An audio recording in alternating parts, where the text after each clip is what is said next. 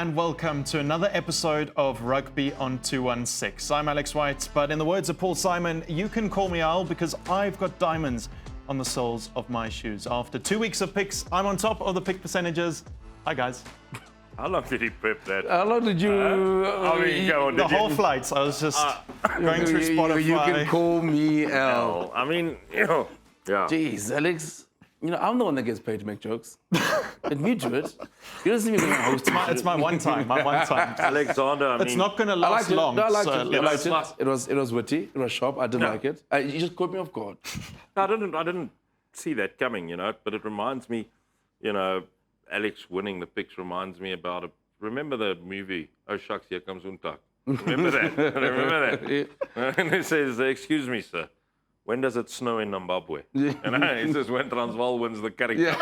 And it's like when Alex wins the picks, it snows in Zimbabwe. That's All right. That's these days. But well done, eh? Okay. 78%, is it not? It is. It's not gonna stay like that. And actually, Cook's got the most picks right by numbers. Of course I did. I mean, I don't know why you guys aren't surprised. Last week, I sat here and got basically abused by you two because, oh, geez, you guys had a great Easter. But now, sort of going back to normal, going back to topic. I think it's for me is you guys pick with your heart. I pick with my head. But the thing is, I've got 2 mulligans left because you cancelled 2 whole weeks, eh? So I can just go, oh, no, this week is cancelled, okay. No. This past week is cancelled. No. It doesn't work like that. Okay, it doesn't work Only like for that. you, all right. 100%. Because then I'd also say, I went with my heart with Ronda Bosch, and that's the only one I got wrong. But anyway, let's start with Affi's Paul Gim. So both Cooks and I went with Paul Gim. They won 51-24, so quite comfortably. But I think this might be the biggest sort of upset on a pick you've ever made in 2 series of this show. So firstly, Friday night it started before the game.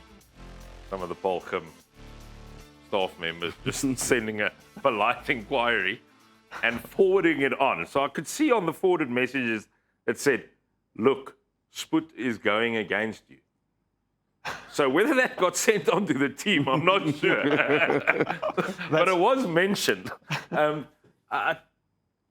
didn't rock up. For 17 minutes at the start, they were there. But I must also say it was one of the most complete performances by any side this year, that performance of Paul Gim. How do they do it, Cooks? Every year they keep churning them out. If you go and look at the names in this year's first team, this time last year, you basically knew 3 of them. Yeah. And that's the sign of a quality structure, is it not? Every year the wheels keep turning and they keep producing the players. Yeah. And we know the schoolboys and we know the schoolboy game, but every time I do a Paul Gim first side for the first time in a year, I have to go do some proper prep because I don't know the kids. And that's the sign of a quality system, and kudos to them. Well, let's talk about Thomas Saunders, a hat trick for him. Talking about that pedigree, they've just got so much depth to Paul Gim. So much depth. He was brilliant. To go all the way up to Pretoria and get a hat-trick against any side is good, but to do it against Affis away from home, it is spectacular. And, for me, like when I watch Paul Gim, obviously, we know one thing about what they do get right is they're always good at wide. That's always hurt you. They always seem to find guys in the back 3 that can hurt you and run over you and obviously just cause proper damage. And for me, they were just able to stretch Affis. And that's what I thought they got right. And just being able to stretch them and sort of finding space out wide. But also, to touch on the program that you mentioned, I think with Paul Gim, there was quite a bit of panic when they lost to a very good Stellenberg side. They were the first ones to go down to the J Brigade, and what guys tend to do, they tend to throw the baby out of the bathwater. See, Alex also got some sayings as well. Yeah. So I think everyone kind of panicked because they saw what Stellenberg did, and they thought, oh, maybe Paul Gim isn't as strong as they were last year. But one, it shows how strong Stellenberg is, and also this Paul Gim side since that first game of the season. Fantastic at Northside, and then had that break over Easter. You come back to Pretoria to get a fantastic win over Affis, and they were just very, very good on the weekend. So if you are in charge of scheduling at your school, get them early.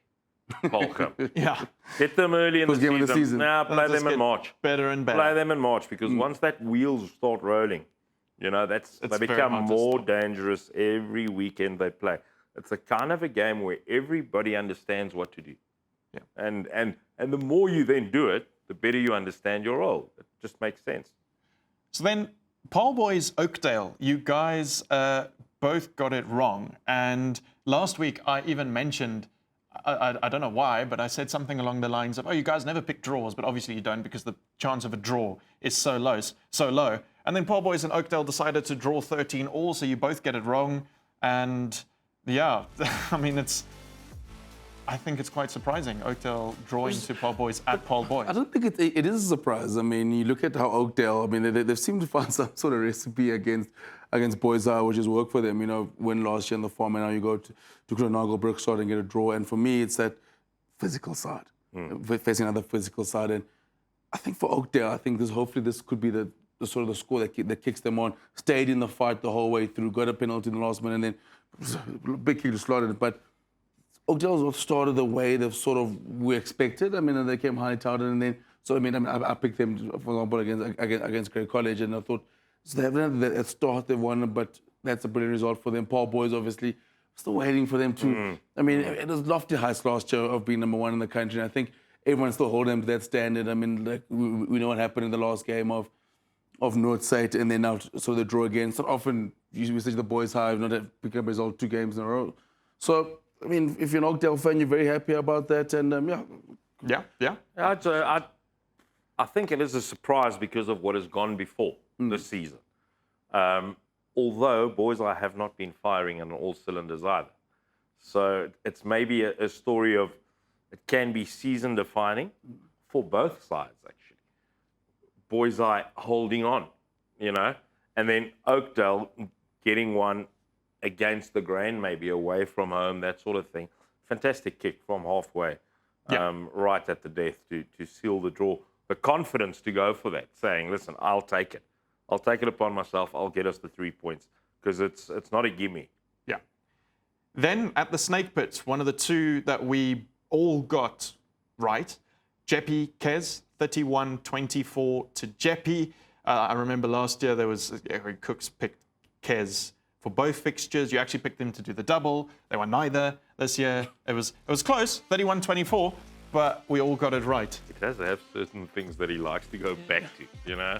No, he likes to pick me up and then bring me back down. Yeah. But yeah, I mean, what a fantastic derby, and it's it's one of those ones where like it's the stage it tended to be the away side will go and ruin the party. But now you look there, I mean, what a win for JP. And I think with JP, like they needed it, having had a tough road at North, they needed that win, and Kez coming off a great Easter festival. But I thought JP was brilliant. Kez have been testing him all the way through, but once JP in the second half were able to gain control of their game and sort of ran away with it. But I think if you're a King Edward fan, you'll be frustrated at the line out and certain things where like they gave them a chance to look at that try in the second half there where the ball goes over the top, and then it leads to a try. When JP, you don't want them running at you in that sort of space. But very, very good win for JP. 3 in a row now for Triggers Fente and his men over the Teddy Bears. So it's going to be interesting what happens later in the year. Kez got to end the streak now. I mean, you don't want the double happening.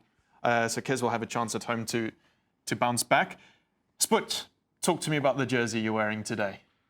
The number 1 first team in South Africa, the Jade Brigade, Stellenberg. You remember last weekend or last week when I told you guys, how can you bet against them if they've beaten Polcham and Grey College already and they're playing at home against Paul Roos? It's because in this guy's mind, it's still an upset when Stellenberg beats Paul Roos. It's no upset. It's the best schoolboy side in South Africa this year on their home field. Don't drag us into upset. Paul Roos is number 1 going into that game, so I bet on them. No, but I mean, Alex, you mentioned momentum. I think what Stellenberg has done in this last month is incredible. That's 3 of some of the big 5. We always said, and and I'll be the first to admit, I always every time I go into the year when I'm talking to people, and I said, oh geez, I just can't see anyone being number 1 in the country outside. The boys are Polcham, sort of Grey College, and what Stellenberg has done is fantastic. I mean, they set themselves up nicely for what's already a very, very special season, and I just can't wait to see what they do as the year progresses. I mean, they are still in a very, very tough Western Province league. So I'm very curious how they go. But special. Yeah. I mean, the J Brigade. I mean, what a win that is. You know, you keep thinking they're going to run out of momentum. Geez, maybe after last week they'll run out of steam and emotion. But it's just a fantastic side and well deserving to be the best side in the country so far. Yeah. So here's the thing. Firstly, great Paul Roos side. Very, very good Paul Roos side. And I think I can understand why Cooksey felt, listen, this might be the one where Stellenberg Well, at runs out of gas. halftime, Cooks would have been feeling quite confident when it was 10-0. 10-0 to Paul Roos, and then it was 20-0 to Stellenberg in the second half. And I had a chat with Erot Mut, the forwards coach of Paul Roos on the Friday evening, you know. He also saw the pics and he said, I hope you're wrong. That sort of thing. And I said, well, for your sake, I hope I'm wrong as well. But the thing is, this is a good Stellenberg side. This is a very good Stellenberg side. But they've also got the right mentality. Mm-hmm. Mentally, they are extremely strong. In all three of those matches, at a stage, or for a longish period, they trailed. They trailed. And lesser sides against the big five then crumble a lot of times. Not there. 10-0 at half-time against a big wind. They played in the first half, so they got the benefit of the wind in the second, scored 20 points. So maybe 10 was never enough. Maybe it was a 15-point win. You know, that sort of thing. So they stayed calm. Good coaches, good structure, sound investments into facilities and everything that goes apart with it. So turning out to be a fairy tale 40th. I would have loved to have heard the chat at halftime. Pfeiffer, Van Biljon, the battle, a winner?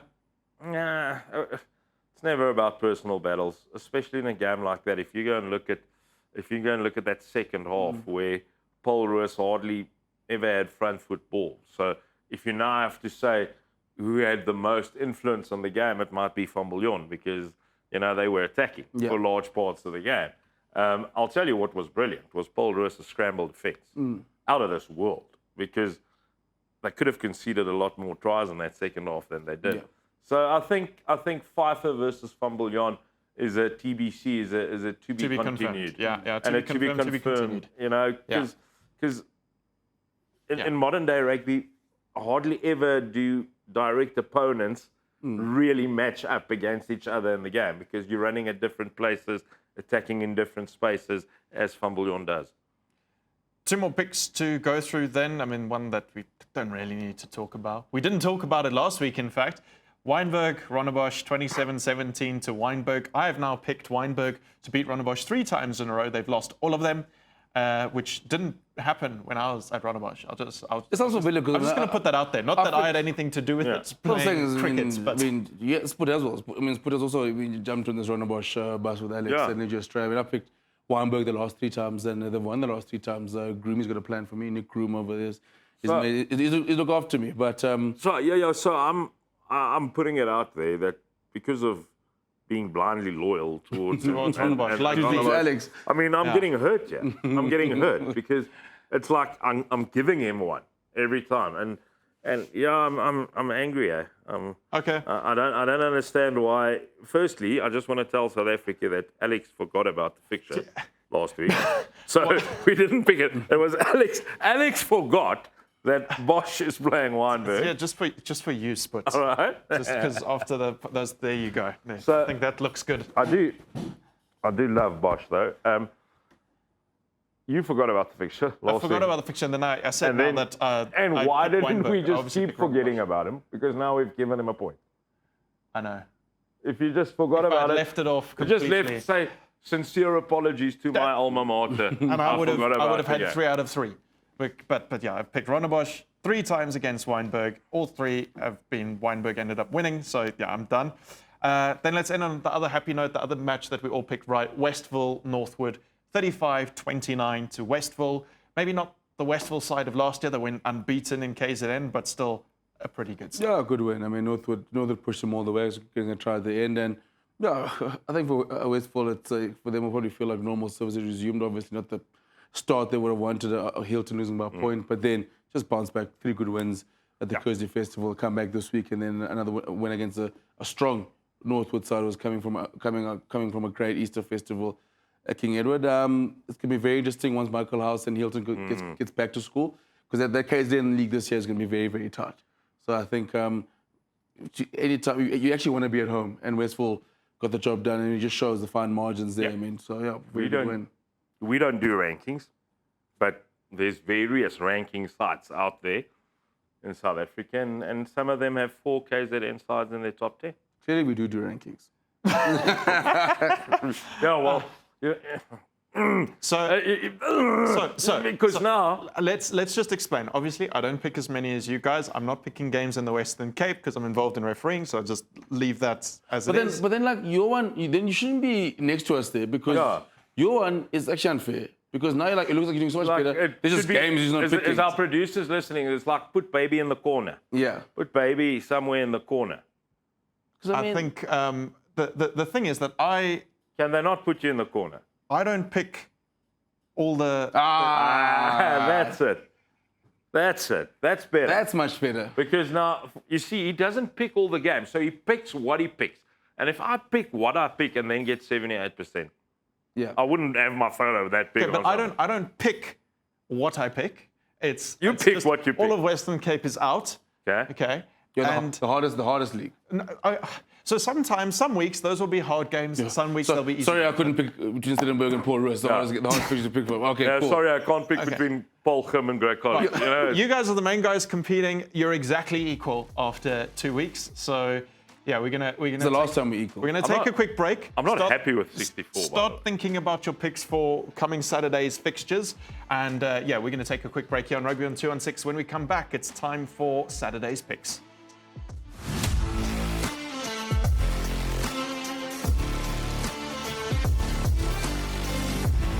Welcome back to Rugby on 216. Spud and Cooks have had the break to think about your picks, but I'm going to give you slightly more time to think about that. There's a reason I'm wearing a UCT old school jersey today. That's because the UCT Young Guns won the Varsity Cup Young Guns. They beat the Shimlers at Tuks 42-29 before the main game, where Tuks kind of obliterated the Eagles 31-3. I don't know when last there was a Varsity Cup final where one of the teams didn't score a try, especially with all the extra bells and whistles there are in the Varsity Cup. But your thoughts on the season? Yeah, firstly, I mean, I love how deep he goes just to be able to wear the UCT. Winning the young Rondebosch isn't winning, so... I mean, next year, they won their under-9 exhibition match or whatever, and he'll be wearing it. No, congrats on that Young Guns win. UCT always there and thereabout in the Varsity Cup. They've become a real fiction, and they were this season as well. I think Robbie Fleck will feel they underperformed, especially with a few of the squad members back from last year. I think they maybe feel they underperformed. But Tuks was the standout team in the competition, right from the word go. You know, they suffered a couple of injuries early on, recovered well. I thought Divan de Tooy, the fly-off, was the real general throughout the campaign, and in the end, I think the Eagles might have played their final in the semi-final against Marties at the Varsity de Tooy when they were at home. So, in general, it's not often in the Varsity Cup that you have a side that dominates and then in the end wins comfortably in the final. And I think that's what Tuks just did throughout the season. No, they were brilliant. I mean, obviously, it was raining conditions as well last night. But yeah, I think for Tuks, it kind of ends the the resurgence. Going to be coming back from the Shield, and then coming back from the Shield and then winning it.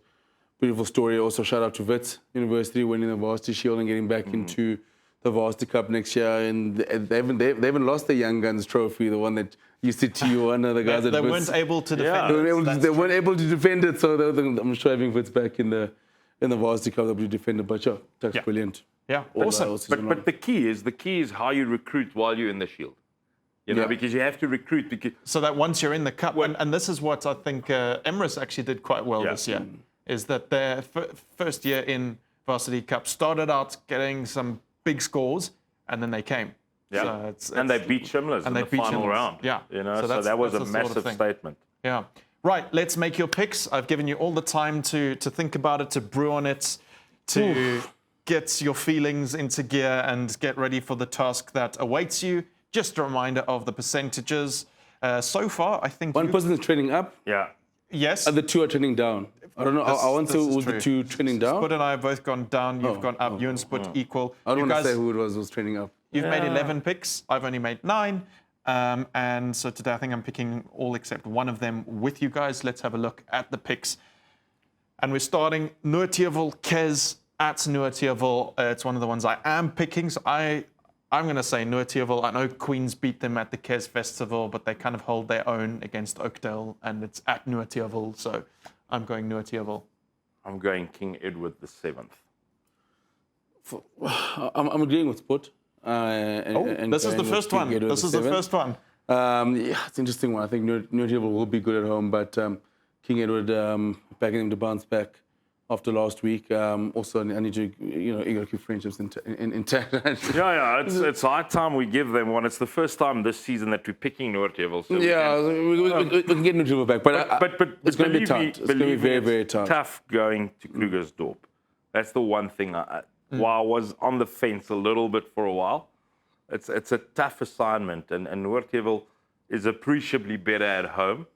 But in saying that, there was the scary part of the pick is, I mean, it was a very good Noortievel side last year. Yeah. I mean, they went down and lost to Kez. They'll be looking for a bit of revenge, but I think I'm going to go, with Kez.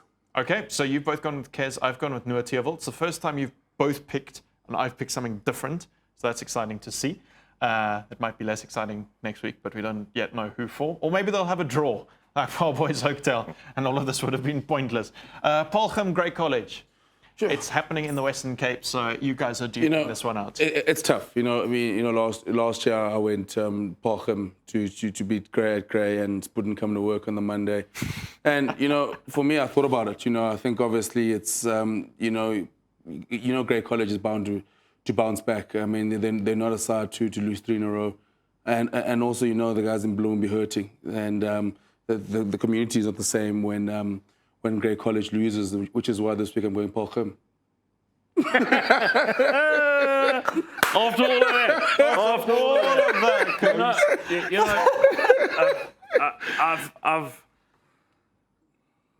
I've given up when it comes to Cooksey and Grey College. They tried really hard. They stuck out their hand of friendship to you. And I accepted their friendship. And they've been very kind. I think, I started hearing whispers last week that Bloemfontein is turning on you.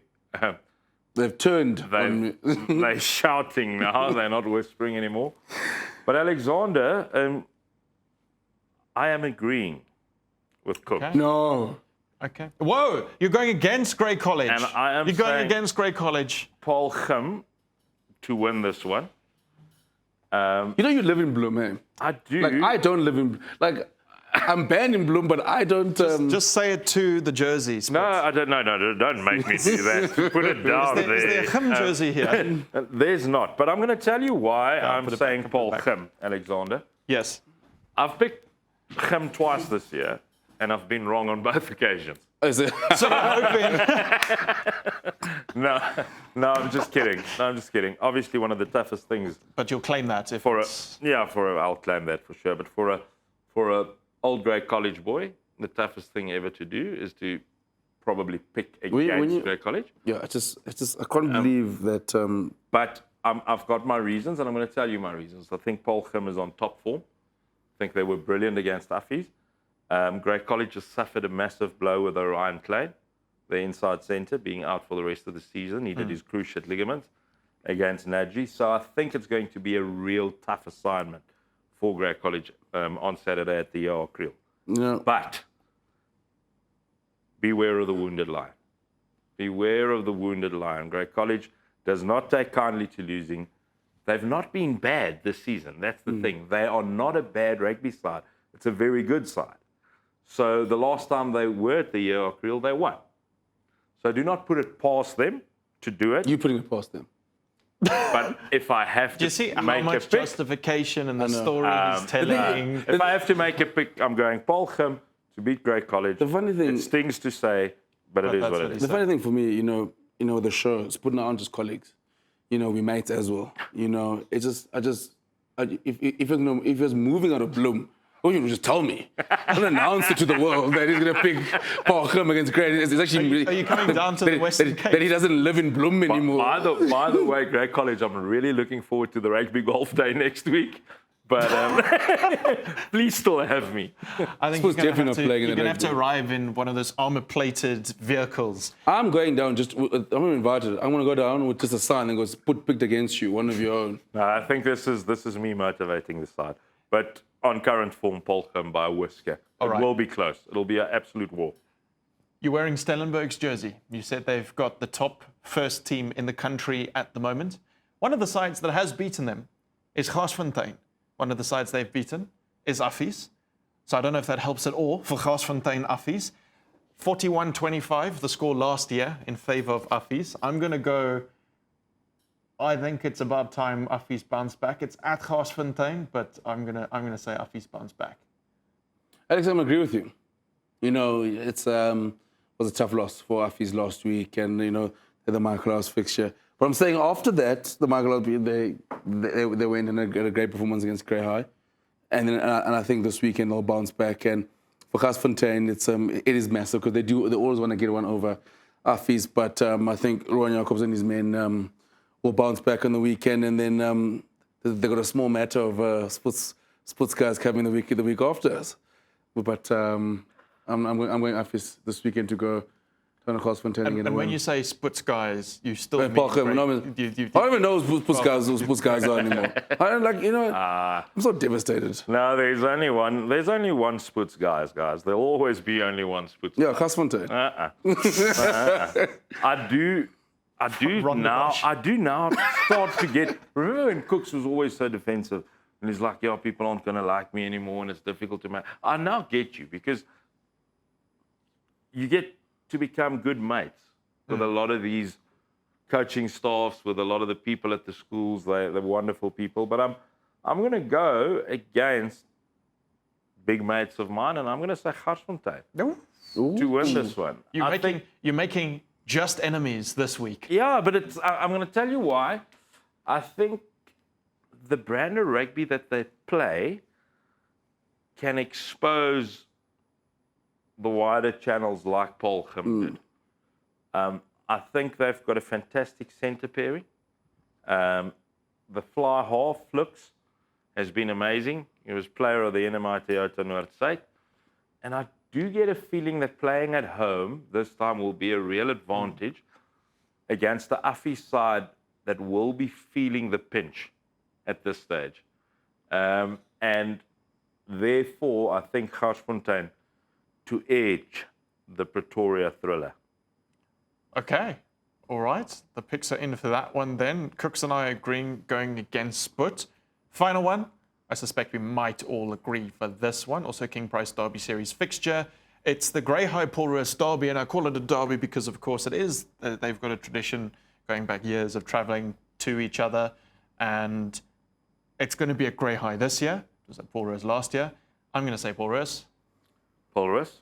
Yeah, Paul Roos at the Khaleesi. I think obviously I'd love to go Grey High. They've got a good they got a good win last week against Dale, the Graveyard. So they'll be up for it. They will be up for it. But I just think Paul Roos will be a bridge too far, even though they are going up to the Khaleesi. And it's potentially a slightly wounded Paul Roos after facing Stellenberg. So yeah, they'll be angry. Yeah. They'll come hard. But you know what? We've made our predictions, and I'm staying with my prediction. I'm just telling you that Grey High is always good against Paul Roos. Yes. Yeah. They're always good against Paul Roos. They step up a level when they play Paul Roos and when they play Grey College. 100%. They always feared opponents for Paul Roos and for Grey College, and nothing will be. You know what? It's actually like this thing of ever since he picked Paul to beat Grey. Now, like we could have spoke about water polo. It's like the thing about them, Grey College always find a way to bounce back. No, Grey High. No, you're singing Grey College in there like the crowd. Sput. It's okay to pick against Grey. Yeah, it's tough. I mean, how are you going to actually feel when Paul Khum beats Grey College? You're going to be sad Grey College has lost, but happy your pick was right. No. So would you prefer that college wins and then I mean, Paul I think picks wrong. I think we've spoken Then about he's this beating enough. you. I think we've spoken Okay. about this enough. So gonna be- I think next week we have to pick West Rings gap. All right. Don't drag West Ring. Yeah. Don't drag West Ring's not part of the King Price Derby series, Who's please. playing next weekend? I don't know who we play next week. Let's have a look. Look, what I'm telling you is, if you can be at the Kriel Saturday at 2:00. It's going to be a It's thriller. gonna be- It's going to be What's going to be then is Parkham jersey. It's going to be an It's going to be an amazing old school game. Parkham jersey. Let's have a look at those picks then that we've made for you. Our first prediction, Nuatia King Edward, the 7 school. I'm the only one going with Nuris, both Sput and Cooks going with Kez. And then Paul Khim, Great College, the big one, the shock there. Sput going with Paul Khim as well as Cooks. I'm not picking that because it's in the Western Cape. And then Garsfontein Affies, the Pretoria Derby. Alex and Cooks, we're both going with Affies. Sput going with Garsfontein, so making a lot of enemies this week. And then the Derby down at the Khaleesi, Grey High take on Paul Roos. We've all gone with Paul Roos. We're going to take... Your Honor. Sorry, I'm raising my hand here. You're not about to change one of your picks. No, I'm not. What I want to know is this saying of making a lot of enemies. So by you picking Affies, you're making enemies at Garsfontein. No, because so am I the only one making I don't enemies? have friends at either of them. You have friends everywhere, Sput, so you can't win. He does. But You we just have make friends enemies. everywhere because So you make enemies all the time. I watch schoolboy rugby from the street now because there's no school that likes me. no, exactly. I'm not going to be allowed in anymore. There's no school. So There's invites I get. there will be zero on location. Yeah. Of rugby on tour. I just sit in the studio. The door's actually locked in the studio, just in case. We're going to take a quick break now. On Rugby on 216. When we come back, Chart van der Walt from Helpmekaar joins us for Coach's Corner.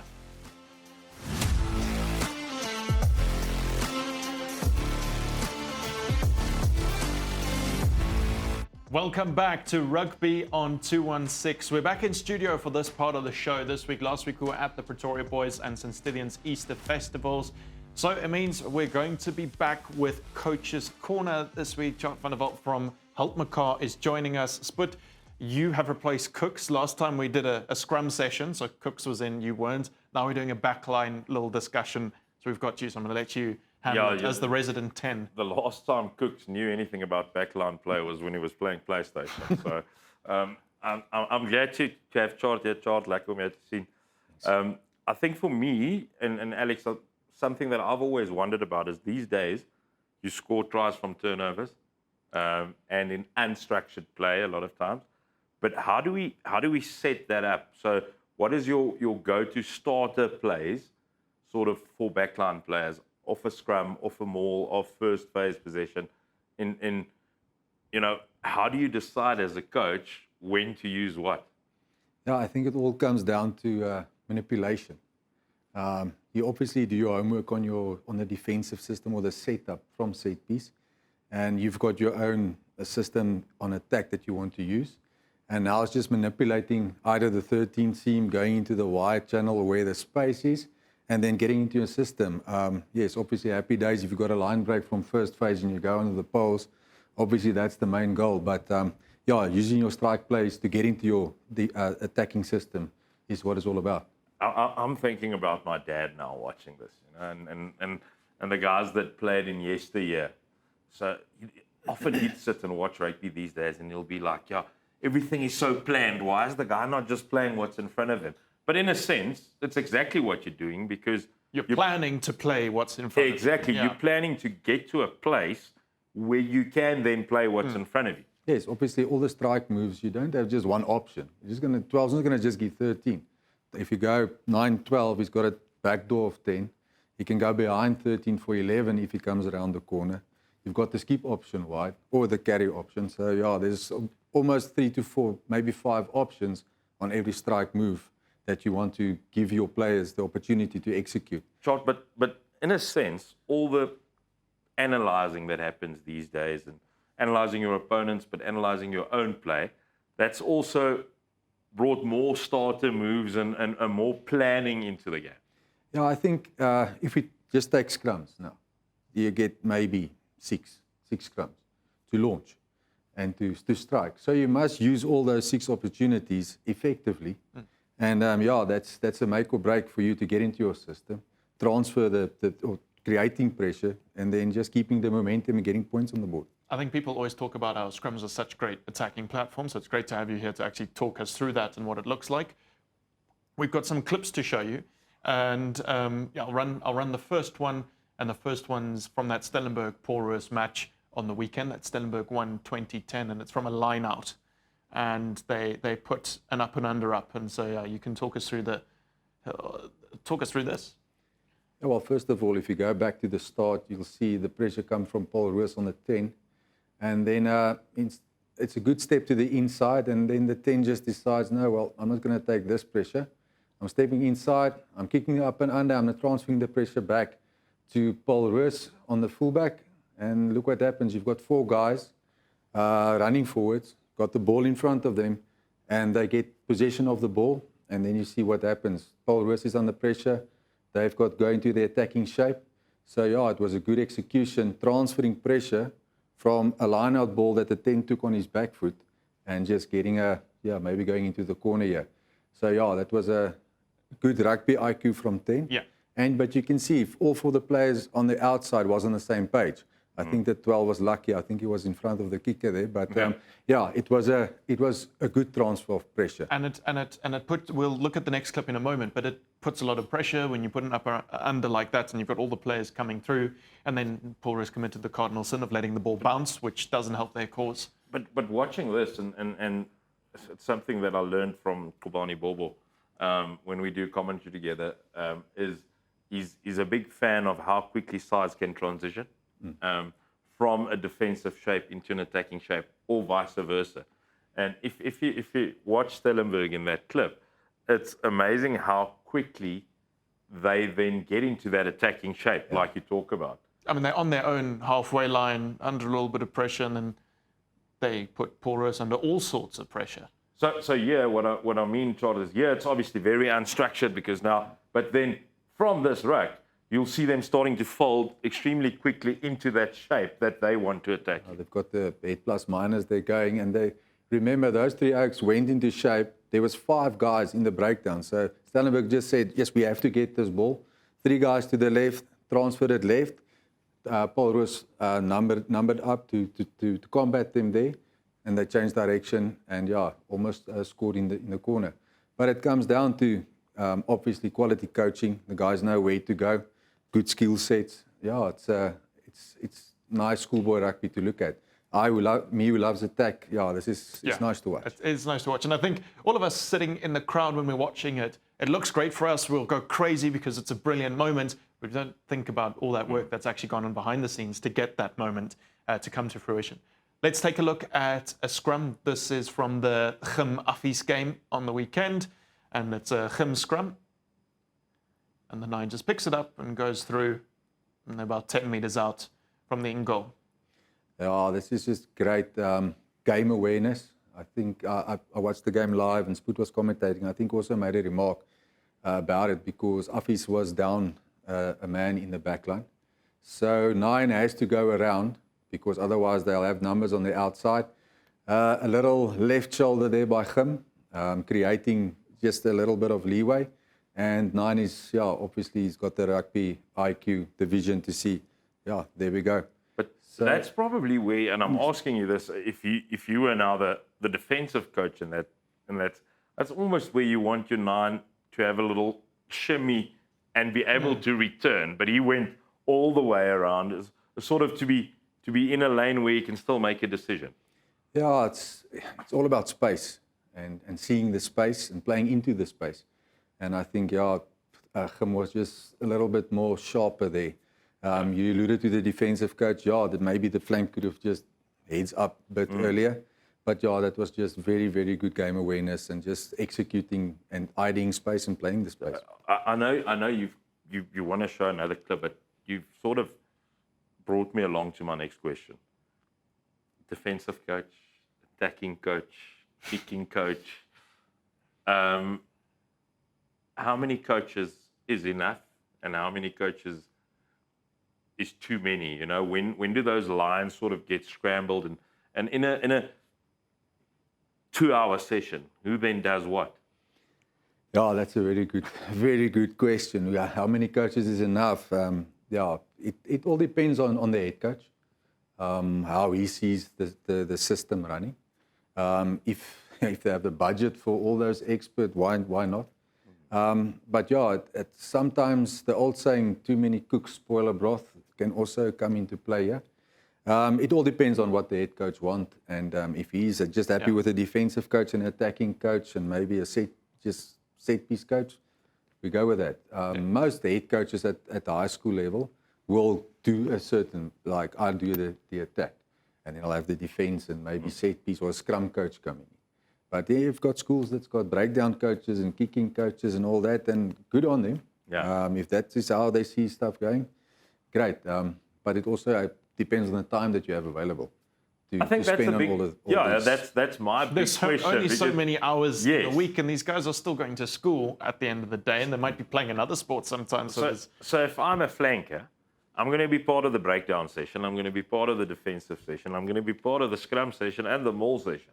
So And if you're how long, do I get 2 minutes at the breakdown? Do I get 10 minutes at the line out? but you were at 10, so you'd just be part of the attacking session. Well, I'll definitely not be part of the defensive section. That I can promise you. I'll skip that. I'll read a book and that time.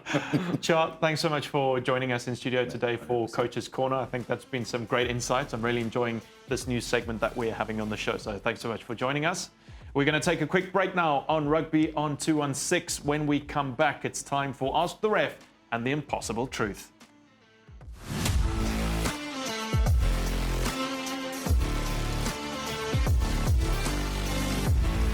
Welcome back to Rugby on 216. All we have left to do on today's episode is Ask the Ref and the Impossible Truth. I'm looking forward to the Impossible Truth because I'm sitting on 0%, which means it can't get worse. It won't get better. Yeah, but it's like you're so used to it by now. I mean, I remember last season. Yes, that was one of the toughest things to watch. But you know, a guy trying to find himself. Was it tough? No, it was brilliant. but if I get it right, I shoot up to 50%. That's the beauty of it. Indeed, and I mean, if you look at how well he's doing with his predictions, you know, I won't put anything past him. 100%. Okay. Let's start with Ask the Ref. This is what I've been waiting for. The clips of I you brought refereeing. clips of me. Okay, but here's where I sort of question the system a little bit. I thought it was called Rugby on 216. It should be called the Alex White Show, you know? Because what I question is that you can go take your own referee clips. It should be me and Cooks selecting the clips of your performance. Okay, I mean, because you're not going to put your bloopers on there, are you? Let's say, so the first one is one that I was challenged on by an assessor. So that's why it's in, because it's an interesting one. It's worth having a look at. We can say next time I do a game that goes to SuperSport schools, I'll send you guys the link. You can pick. We'll talk. I think so. I'm happy to do that. Yeah. I'm happy. Is to that do a deal? Yes, that Producers, can be a deal. you guys have heard that? That can be. Yeah. That can be. Right. So there are two clips we're going to look at. The first one is the one that is an interesting one, just because it's a steal at the ruck. It's technical. The second one, I'm going to give nothing away. You'll see when you see it. So let's start with this first clip. It's Oakdale Pole Boys second team. Cool. So it's a steal. This was on Saturday. I enjoyed being there. Pole Boys won the game. Then obviously they drew in the first team game. It was my first time actually refereeing on Brugstraat. It's not the first time I've refereed either of those teams, but the first time Koenenagel, Brugstraat. First time on the field. Very nice field. I really enjoyed it. They look after us very well. Cool. So obviously the basics at a steal that we're looking for is that the tackler rolls away. The stealer is on their feet when they go for the ball. And you can sort of see that the tackler does well to get out the way.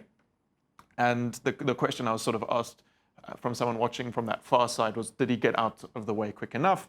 And then on review, I was happy because he's out the way. He's not affecting the cleaner who comes. And I mean, the steal's just excellent. He's on his feet. He gets under the ball. Can we go back just a little? How far back? I just want to see the entry. I think for me, there was a clear effort from the tackler to get out of the way. The thing is, he rolled to the side. No, I'm happy. I'm happy. I'm happy as that. And if anything, if you look at the guy coming in, you could be coming slightly from the side as well, the guy coming to clean. So For me, Alex, you got that right. So I think You got it right, but it sort of shows you how technical it can get. Yes. Yeah. Because there was two things at play there. Did the tackler roll away quickly enough? We said yes, Yeah. we believe so. Has he approached enough from his own goal Yeah, line? and then because Yeah. he's coming from a line out, obviously it looks like Yes. it. You know, it's almost he has to go, in Afrikaans sal ons sê 'n boog. His running angle sort of can't be straight there. It's almost got to be Yeah, in a what do you call this? around. Yeah, around. come around. Yeah, it's sort of got to come around. what happens in a situation like that, like that one there? Let's say, for example, like there's, with some referees, it's they want the fight and the breakdown. Because sometimes, for example, like that one there, by the time the tackler, the defender, the guy was trying to ruck, that ball's gone. Like by the time he's gotten there, the guy's had about like 1, 2. Yeah. So you can see me waiting. The premise of holding on is already if you play the he's game.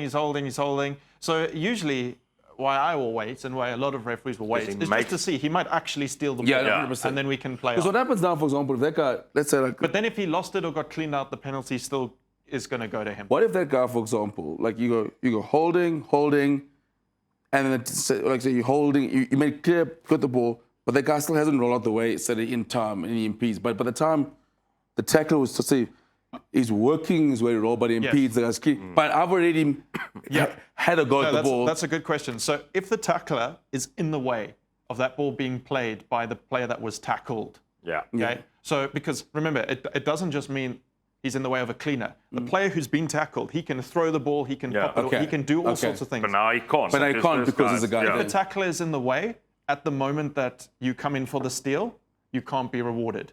So sometimes if you let go immediately or the referee says, release, you release, happiness, we'll all play on. But if you actually go so much that you steal the ball, that you causing it to be slowed down, you'll be penalized. Not because you're at fault, but because the tackler had to roll away. Yeah. That's, the referees will often say, can't reward you until he's But you know out. what's the strange thing here? All right. In the first team game, later on that afternoon, there's a penalty at almost exactly that spot, Oh, really? which draws the game in the end. It was on halfway in the middle of the field. Had that guy now stolen the ball, it's play on. Yeah. It's not a penalty. Yes. You know what I'm saying? Then it's Yeah. play on. And you might knock it in the next phase. And Yeah. You might. and, you know? I was asked the question later on. There was a good turnover, so we'll just usually stand there saying like he's the first man in. You just hold your finger up to say first, and that you're happy with the steal. And then they ended up knocking it on, and they were like, They asked me, "Where's the advantage?" And I said, "Guys, we don't play advantage if you actually steal the ball." Yeah. I mean, yeah. it's sneaky coming from him because he needs to watch like 2 professional games to know that you don't do that.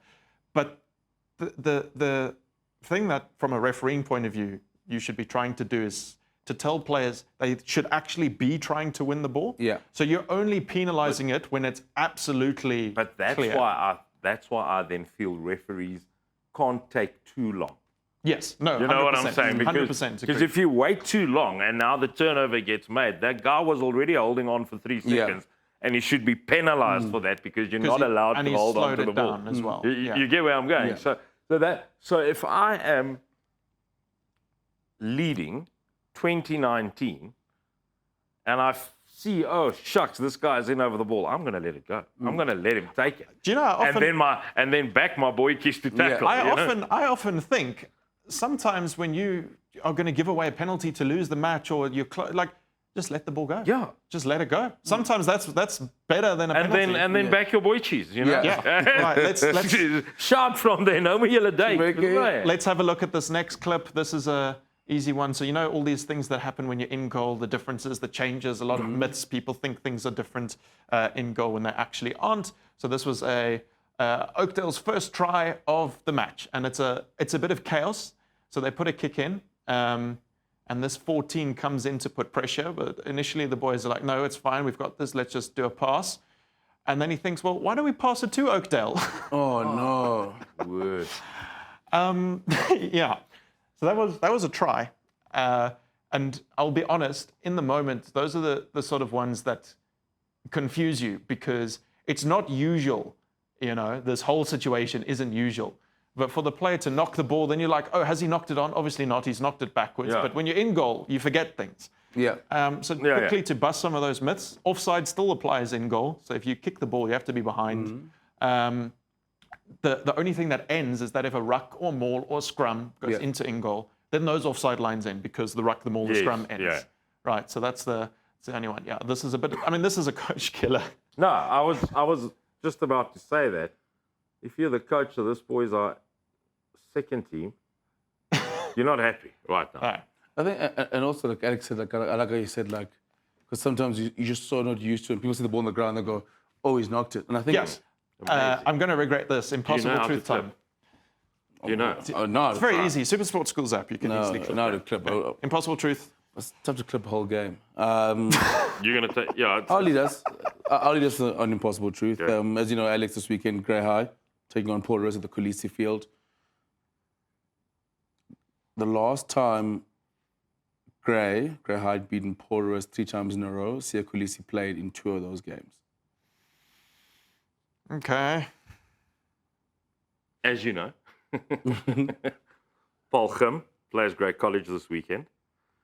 And I fell in love with that quasquicentennial word of yours. How did I do? You said it perfectly. Did I say it right? So in 2027, Paul Gim will be celebrating their quasquicentennial Okay. of organized sports. They started with organized sports in the year 1902. Oh, guys. Okay, so I'll tell you what's immediately jumping out to me is that I seem to have this memory from when I did Paul Roos Grey High last year that Grey High had only won like every 4 years, which would mean that they have never won 3 in a row.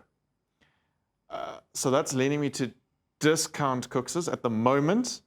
Paul Gim have just built their fancy gym and everything. I don't know, maybe that would be like cool for their 125th year, but that's 2 years in advance. So yeah, I've no idea. I mean, Paul Gim will probably have been playing sport for before, but it wouldn't have necessarily been organized.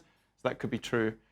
So just because of that fact that's sitting in my head, I'm going to say Sputs is true.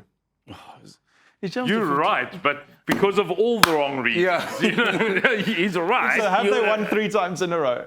They have won 3-1, but it was 2012, 13, 14. And Oh, it's because since 2014, then they won 2014, then they won 2018, then they Yeah. won 2020 Correct. something. Yeah. 1, 2, whenever that happened because of COVID. Okay, so they didn't win in 2008 when Sia was in grade 11. Thumped okay, Paul Roos. Yeah, And then, that was a magic side. okay. 2 magic sides. And the Gim, it is going to be their quasquicentennial. Yeah, and of organized sports. Okay. And it's a fact I read up while doing a bit of research for the game over the weekend. That Paul Gim started Nice. with organized sports in 1902. And back in those days, the schools had rugby football clubs. Yes. They called it a the club RFC, yeah. because the teachers played with the scholars. Okay. Oh, wow. Yeah.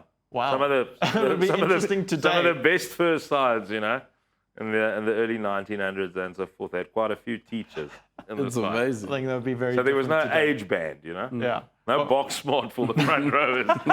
If you could go, you could go. Oh, guys, that's a great way to end. I like that. All the percentages on the app. And of course, we've made our picks for next week as well. If you missed them, make sure to catch them on our social media platforms at SuperSport Schools. It's all we have time for on today's episode of Rugby on 216. We'll see you next week, same time, same place, Thursday at 7. But for now, bye-bye.